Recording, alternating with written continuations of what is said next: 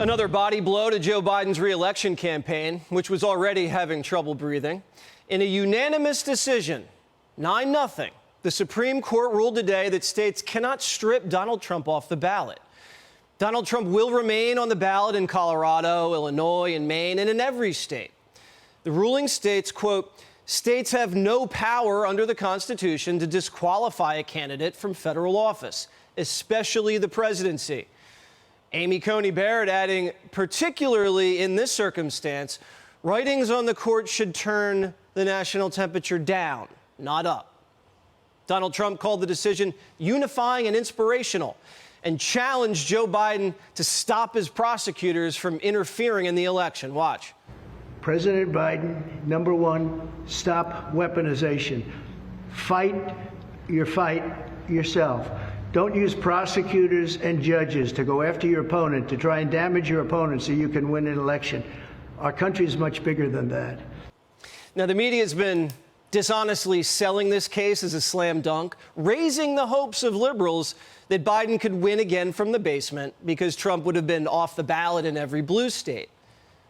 Yesterday's decision by the Colorado Supreme Court was masterful. It was brilliant, and it is an unassailable interpretation of the 14th Amendment. The Constitution says what it says. The Colorado Supreme Court decided that the Constitution still matters and it applies to Donald Trump. The ex-president engaged in insurrection against the United States. The Constitution says he is not qualified for office as a result. That is the plain truth of the matter and a straightforward reading of the law.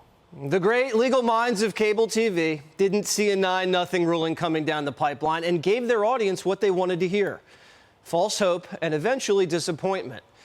CNN reported that it was unfortunate that the Supreme Court followed the Constitution.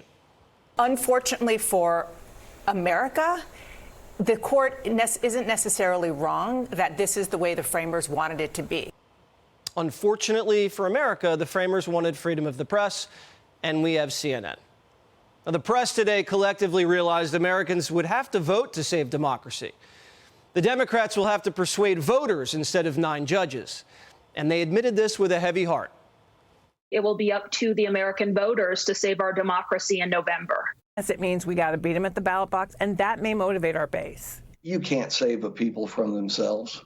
If they're determined to reelect him after he organized that insurrection, arguably our first coup d'etat, then there's nothing to stop the people from doing that.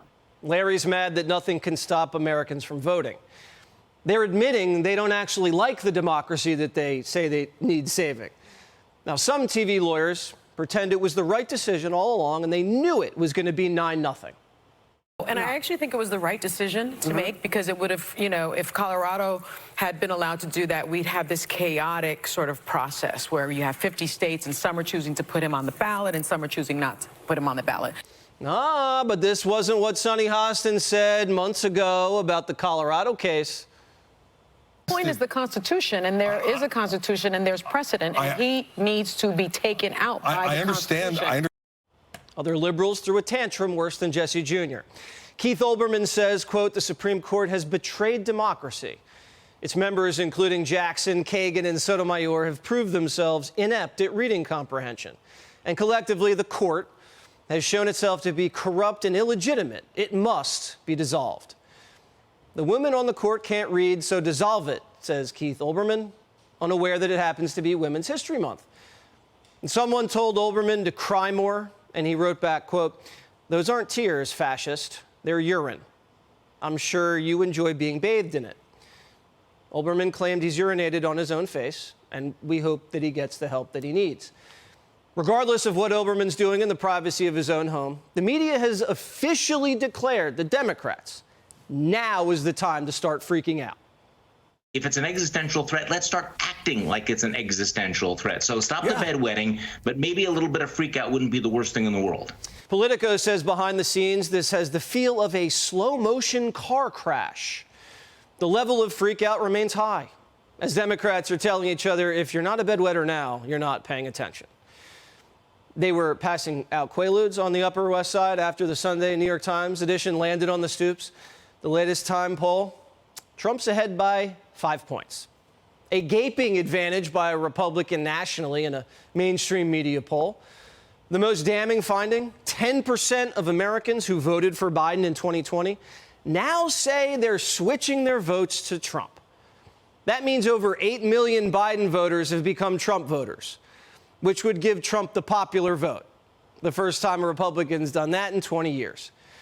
Joe Biden's approval rating sinking even lower to just 36%, and around 3/4 of the country agreeing he's too old to be an effective leader.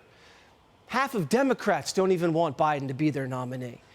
And President Trump's taking advantage, picking up large amounts of support from women, Hispanics, blacks, young Americans, basically everyone besides college professors and ladies with purple hair. The left can't process how horrible of a president Joe Biden is and the toll he's taking on their party and, more importantly, the country. So they're lashing out in uncoordinated fashion, justifying and excusing his performance and giving a variety of wild advice. Do I need to remind you that one of the greatest presidents in the history of America was in a wheelchair, and he did okay? We went from Biden's FDR because he accomplished a lot to he's FDR because neither could walk. Here's another strategy. Instead of trying to refute all the too old to be president slams, Joe must embrace them. Stop with the I'm sharper than ever. Nobody's buying that. Don't try to deny the age thing. Lean into it. Lean in. Lean in like you're eating soup. Just admit it. Say, yes, I'm bad with names, and I walk like a toddler with a full diaper. Be yourself. And Joe, yourself is old. That's who you are. Old. You once fell down the stairs at the Underground Railroad. You're so old, your bad kid with a drug problem is 54. While Democrats disagree over if Biden's FDR or a baby with a dirty diaper, others suggest call in the military. And there needs to be a general campaign where these generals who have worked with him need to turn to the American public and turn to camera and say, you don't understand how scary this can be. We really can go over a cliff here. Get people, scare the out of people.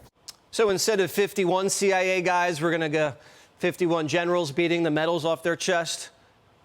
How does the Biden campaign plan on closing? Ready?